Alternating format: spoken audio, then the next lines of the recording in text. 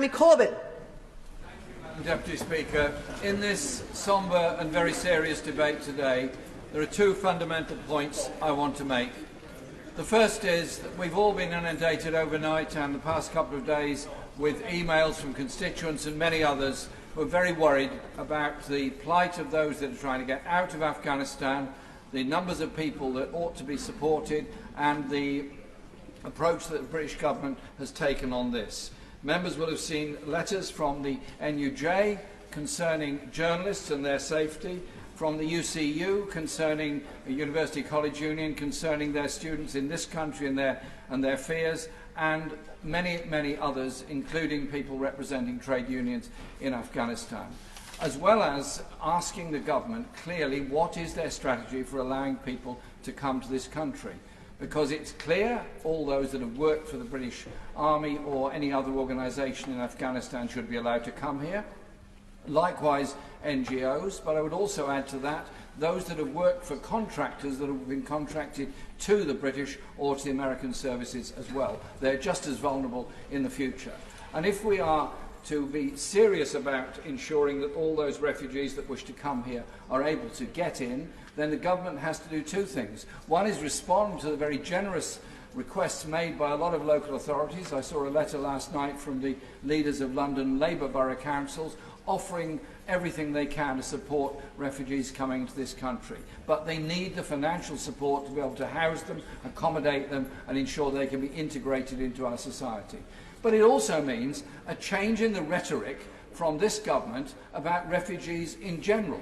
We cannot be holding out the hand to say we're going to welcome all the Afghan refugees here, and I hope we do, if at the same time we're passing legislation which will criminalise those that save life at sea of people trying to flee to get to this country to a place of safety.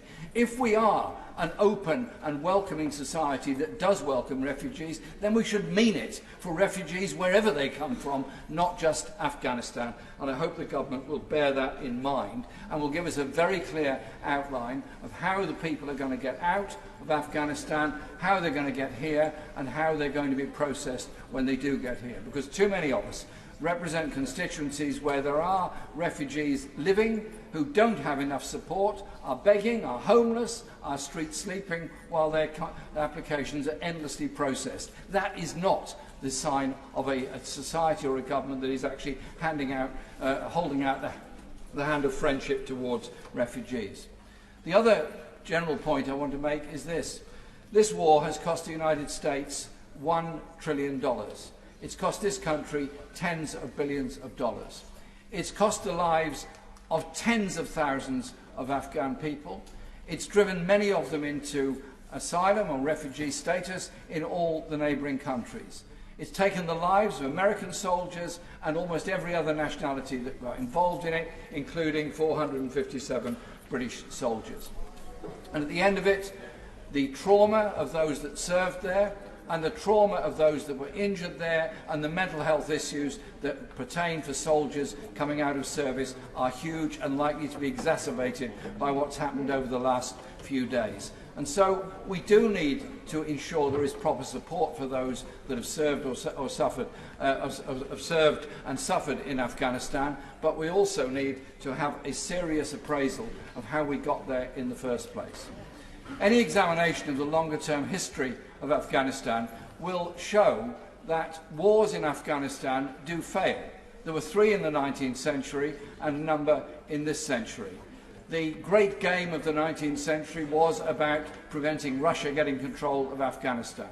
Later on, the Cold War took over and the Americans supported the opposition to the Soviet Union, thus forming the Mujahideen, which morphed into the Taliban and so much else. There are some serious historical lessons to be learned here about how we take major foreign policy decisions. And it's beyond disappointing that the Prime Minister's response this morning appeared to be that he was not prepared to countenance a serious inquiry into all of this.